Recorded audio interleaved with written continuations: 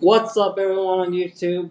Today we are covering how the feminist movement, just like every other movement in history, gets worse within every single new generation.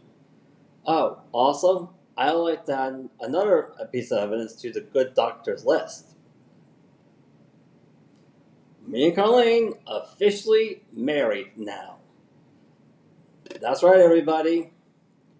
I, an average lunch bucket guy, no different than you. I'm not wealthy. I mean, I guess I'm well off, but not wealthy necessarily. Managed to do the work with immigration, become a passport bro, and successfully got myself a wife from the opposite side of the planet, aka the Philippines.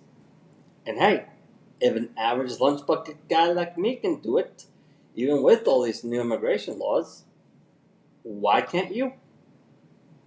Knows how employees can better. Okay, yeah. Admittedly, guys, I had to do some editing to cut out the TikTok portions of this for, to satisfy YouTube and everything. Don't want to get a copyright violation. Don't want that. Yeah, but I can definitely understand what the older woman is saying. But this young woman says, like, hey, hard work does not pay off. Pretty sure it does. Both me and Carlene can attest to that. Carlene, got news for you. She originally comes from the Philippines, third world country. Third world country. She does laundry by. Well, let me check. Do you want to know what made me fall in love with Carlene? It made me want to marry her, even though our relationship started on two opposite ends of the planet. It's not because that she's beautiful. I don't think she's beautiful, because she is beautiful. I do. What made me fall in love with her was how hard of a worker she was. She is. That's what it was. Like, she literally did laundry by hand to clothe her family. By hand. She committed to me. She would wake up early in the morning, sometimes at 3 a.m. in the morning, just to meet my folks and help me cook for them by providing me cooking lessons. That's the reason why I decided. There's so many months of her doing that. I decided to fly over and propose to her. Because the reason why is because she earned the ring from me. She did. She put in the work to earn it. There's a huge difference between a woman who just wants the ring and a woman who's willing to put in the work to earn it. Huge difference. There really is. As for this whole social media thing, okay, yeah, I'll admit, me and Carlene are technically doing that too. But here's the thing. I had a steady job before starting this. The whole became monetized on YouTube thing, I mostly use it as a hobby and also as a way to make some additional income. I don't use it to replace my main job. So let me tell you, there are expenses that do go into trying to get monetized on YouTube. You have to pay for the electric bill. You have to pay for internet. And by the way, that homeless shelter she's talking about, it is a support network that is fully sponsored by men. Men were the ones who built it. It was built by male construction workers. The toiletry system that's running in that homeless shelter is managed by men. It really is. And that's why she created the popular working concept, lazy girl job. Yeah. Mm. As for the whole lazy will thing or quiet quitting thing, here's the difference. Men have a legitimate reason for the whole quiet quitting thing.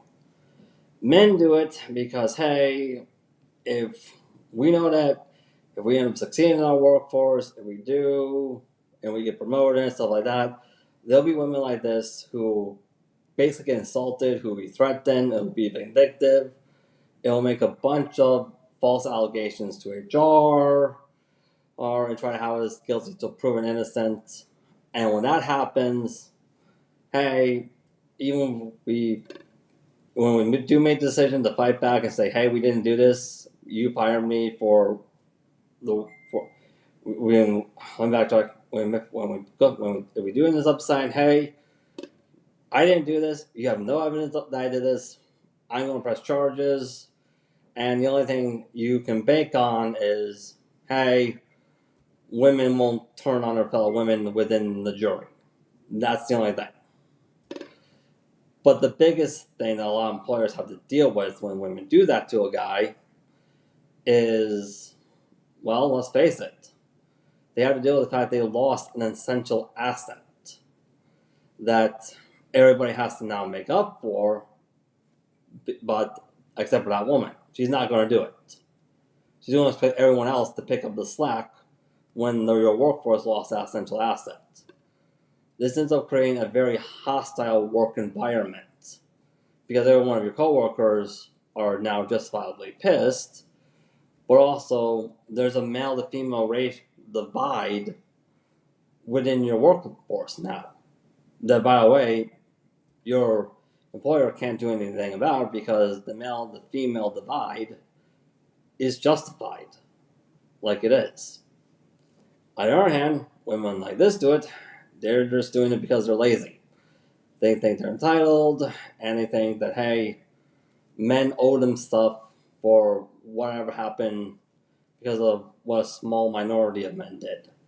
And they just get it freely. Yeah. Okay, I completely agree with the doctor on this one. I do. After all, growing up, even nowadays, and mainly because the way of I think you probably already guessed this, I was really popular with ladies. I wasn't. Well, not in dating perspective. Admittedly, a lot of Western women, I didn't really want to date either. Because there's also this constant situation I kept getting myself into, which was, as a result of the feminist movement, a lot of the Western women who were of dateable age had pretty much everything handed over to them. They pretty much did. And as a result of having everything, opportunity just freely handing over to them, they became incredibly entitled, and they really never really got their life together even after college. Me, on the other hand, since I was born a boy, I always had to work very hard for everything I had. Yet there were a lot of challenges and difficulties I had to work to overcome because I was born a boy. Well, guess what? I might not be as financially well off as I would like to be at this age, and who is anymore right now? Am I right? But I still got my entire life together. To the point where there are a lot of women here in the West who just get insulted at that. Because they're like saying, hey, why does this guy has his entire life together where I'm not? Where they do not have their lives together. And they become vindictive. They do. Alright, everybody. I would like to close this one off by pointing last thing out there about the feminist movement and how it gets worse within every new generation. Because just like every other hate movement in past history, as you can clearly see here, the feminist movement is a male hate movement. And what happens is, yeah, for a while, for every couple of generations, well, let me backtrack.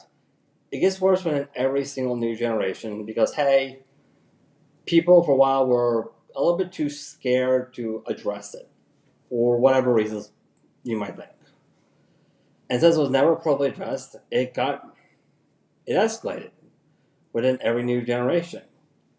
But when it finally gets that generation where their scapegoat, aka men, decide to walk away or they lost all their fears and saying no and saying up for themselves, well, that's when it creates a very much a historical, chaotic situation that puts a lot of people, like employers, in a situation where they're saying, okay, everybody, I'm backed into a corner now.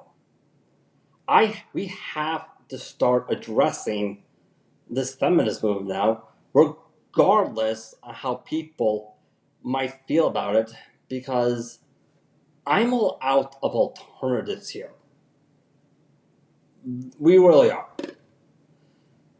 That's how it was with every single hate movement in past history.